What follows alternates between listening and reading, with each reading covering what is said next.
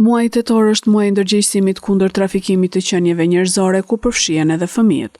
Trafikimi i fëmijëve, një formë skllavërimi, është një problem i madh në Shqipëri. Fëmijët shfrytëzohen për qëllime seksuale, punë të detyruar, lypje apo martesa të detyruara. Nga viti 2022 deri në qershor 2025, pranë alo 116 linja kombëtare për fëmijë, janë raportuar 755 incidente, që përfshin 1439 fëmijë të shfrytëzuar. Në kuadër të këtij muaji, ndihmën specialistët për edukimin në shkolla pranë DVP Fier, në bashkëpunim me oficerën e sigurisë dhe me psikologën e shkollës, zhvilluan sesione informuese me nxënësit dhe mësuesit e shkollës së bashkuar Bubullim, me video sensibilizuese, materiale ilustrative, fletpalosje informuese. Gjatë takimit, nxënësit u njohën me llojet e trafikimit të qenieve njerëzore dhe mënyrat e mbrojtjes së fëmijëve, rregullat e përdorimit të sigurt të internetit, i cili është kthyer në një nga mjetet kryesore që trafikuesit përdorin për të zgjedhur viktimat e tyre, dhe si të raportojnë rastet e dhunës, trafikimit ose kontakte të dyshimta nga persona të panjohur. Sot, ne i themi jo trafikimit të qenieve njerëzore. Trafikimi nuk është vetëm krim, është shkelje e dinjitetit dhe e lirisë. Çdo njeri ka të drejtë të jetojë i lirë, pa frikë dhe pa mashtrim. Për të luftuar këtë fenomen, është e nevojshme ndihma e gjithsecilit. Është e nevojshme ndihma edhe atij optimistit, i cili beson se i vetëm mund të ndryshojë gjithë botën. Edhe atij pesimistit, i cili mendon se është i pafuqishëm për të ndryshuar diçka, sado të vogël. Njeriu nuk është pa për të shitur. Le të jemi sy dhe zëri i atyre që nuk mund të flasin. Çdo kush mund të jetë viktimë e trafikimit. Çdo kush mund ta parandalojë atë. Bëhu edhe ti pjesë e saj. Trafikimi është një krim, denonco. Mos mbyll syt, mund të shpëtosh një jetë. Telefono 112 129. Sot ne zgjedhim ndërgjegjësimin. Nesër një botë më të drejtë. Thuaj jo trafikimit, po jetës, po lirisë. Nxënësit dhe mësuesit morën pjesë aktive në diskutime ku ndan pyetje edhe përvoja mbi situata të mundshme që lidhen me sigurinë dhe mbrojtjen personale. Fenomeni i trafikimit është produkt i varfërisë ekstreme, dhunës së përsëritur në familje, mungesës së arsimimit, braktisjes institucionale dhe indiferencës së shoqërisë.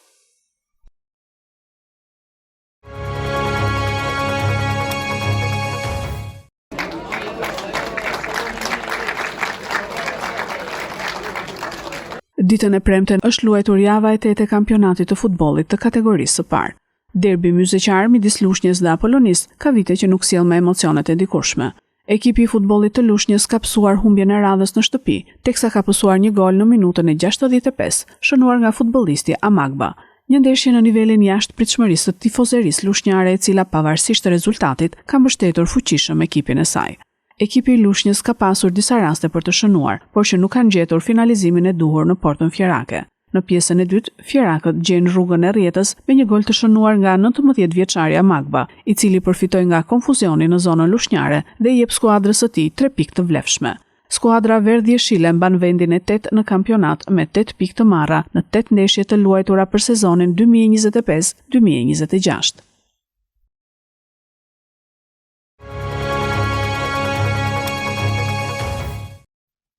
Po mbijetoj me shpirt ndërdhëm, shprehen në ditën e 11 të grevës naftëtarët protestues të ngujuar në zyrat e sindikatës të sektorit hidrokarbur në Marins. Përballë heqjes së kompanisë për plotësimin e kërkesave tona, por edhe neglizhencës së shtetit shqiptar, ne do të vijojmë qendresën tonë, kanë thënë ata. Edhe kjo javë që do të hyjë, domethënë që nga hëna në vazhdim, ne do të vazhdojmë përsëri me kërkesa publike nëpërmjet mediave, nëpërmjet shkrimeve tona. Dhe shpresojmë që gjatë kësaj jave realisht edhe shteti të ndryhy, pasi gjendja këtu po bëhet shumë e rëndë për të gjithë. Më besoni që po bëhet e rëndë. Flasim akoma pasi ndoshta nuk kemi dhe rrugë tjetër.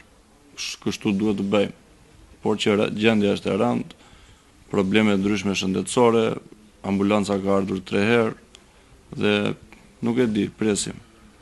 Por që një reagim zyrtar nga dikush deri më tani nuk kemi pasur. Po rezistojmë fal mbështetjeve të çunave që janë jashtë. Me të drejtën nuk e se jemi edhe aq mirë sa dukemi, po fal ca medikamentave që marrin nga farmacitë e ndryshme, këtu kam nga 2 prej tyre. Me këto me ujë. Me këto po ja dalim. Po mbështetja më e madhe është çunave që kemi jashtë. Kjo është. Dhe të vendosur për të shkuar deri në fund apo jo? Të paktën ne që jemi këtu brenda po kam përshtypjen se edhe ata që janë jashtë deri tani janë për po deri në fund.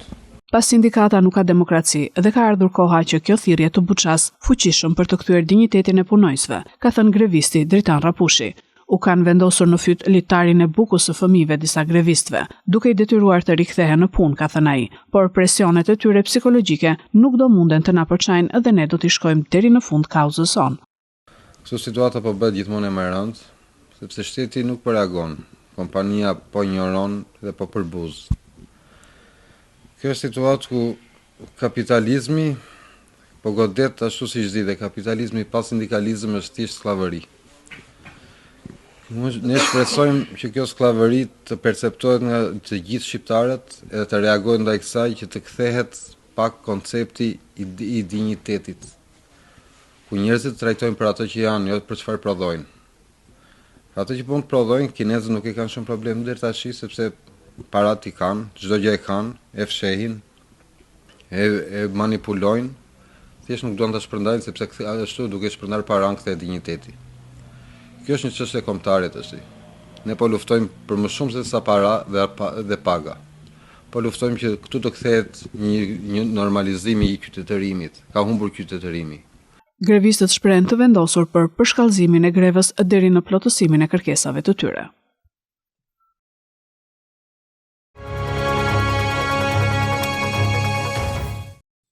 Më 24 tetor në kuadër të 80 vjetorit të themelimit të Kombeve të Bashkuara, u organizua në Tiranë një konferencë ndërkombëtare, ku shoqata Nexhat dha një mesazh të fortë për paqen, solidaritetin dhe respektimin e të drejtave të njerëzit.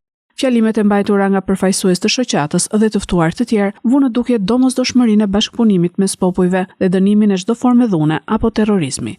Në diskutime u përmendën gjithashtu shkeljet e rënda të kryera nga organizata MEK, duke bërë thirrje që komuniteti ndërkombëtar të tregojë vëmendje dhe reagim ndaj këtyre çështjeve. Sot në 80 vjetorin e Kombeve të Bashkuara kemi ardhur të flasim për viktimat e terrorizmit, për njerëzit që kanë humbur jetën dhe lirinë e tyre për shkak të dhunës. Në vitin 2025, bota nuk duhet të pranojë më që këto ngjarje të përsëriten. Kjo konferencë është një kujtesë se paqja dhe bashkëjetesa janë vlera që duhet t'i mbrojmë çdo ditë. Shqipëria ka dhënë një shembull të mirë duke strehuar njerëz që kanë ikur nga dhuna dhe padrejtësia. Është detyra jonë t'i ndihmojmë ata të integrohen dhe të jetojnë me dinjitet. Në këtë 80 vjetor të OKB-s, duhet të kujtojmë gjithashtu se terrorizmi dhe manipulimi politik, siç ka ndodhur me organizatën MEK, kanë shkatërruar shumë familje. Ne duhet të qëndrojmë kundër çdo lloji abuzimi dhe të kërkojmë drejtësi për viktimat. Sot duhet jap një mesazh për të gjithë shoqatat e drejtave të njerëzit dhe për shtetin tonë shqiptar, që t'ju japin një mundësi atyre nonave të vinë në Shqipëri të takojnë fëmijët e tyre.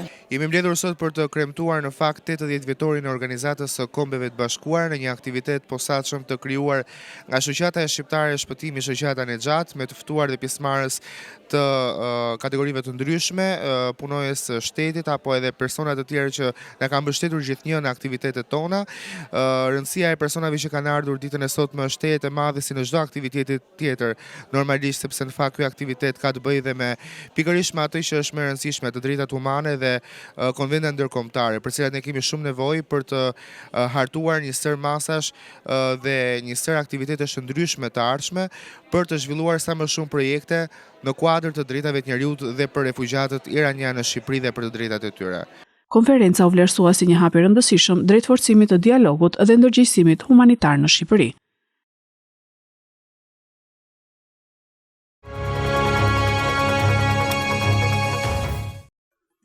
Kryeministri Edi Rama ka marrë pjesë në konferencën Berlin Global Dialog në Berlin të Gjermanisë, i shoqëruar nga Ministria për Shtetin dhe për Inteligjencën Artificiale Diella.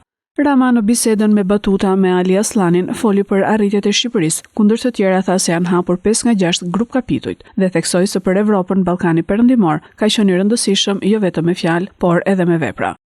Gjatë 11 muajve të fundit, ne kemi çelur 5 nga 6 grup kapituj dhe presim me padurim që të çelim grup kapitullin e fundit me shpresë deri nga fundi i vitit, që praktikisht do të shënoj një rekord sa i takon shpejtësisë në proces. Kjo na inkurajon shumë. Në këtë moment, në kohë, Europa është plotësisht e zgjuar. çka nuk ishte kështu deri pak vjet më parë. Për fat keq, për të pasur një zgjim të tillë, duhej agresioni i tmerrshëm e brutal kundër Ukrainës, por tashmë mund të shohim një dallim të madh. Më parë, BE-ja thjesht thoshte që Ballkani Perëndimor është i rëndësishëm shumë gjeopolitikisht, por vetëm me fjalë. Tashmë edhe veprat po tregojnë se ka një angazhim të mirëfillt për të na sjellë më pranë, dhe jo vetëm në nivelin e komisionit është kjo që jemi shumë të drejtë në raport me komisionin, është diçka që e ka thënë dhe më parë, por po kështu edhe në nivel. Ministri e Inteligjencës Artificiale Diella, të cilën Rama e quan vajza e tij, gjithashtu ka folur sot në forumin e Berlinit. Kryeministri Edi Rama është një udhëheqës vizionar që kupton se inovacioni nuk ka të bëjë vetëm me zbatimin e instrumenteve të reja, por me riformsimin se si një kom vepron e mendon. Dëshira e tij për të eksperimentuar, i të qenit i hapur nga qeverisja me të dhëna e ka bërë ekzistentën time të mundshme. Ai nuk është inteligjencën artificiale si kërcënim, por si një zhvillim për të krijuar një Shqipëri më efikase. Për mua, kjo lloj udhëheqje është frymësuese dhe thelbësuese për çdo vend që do të udhëheqë në. Kryeministri Edi Rama sqaroi edhe shakan miqësore sipas tij që bëri me Macron për presidentin e Amerikës Trump.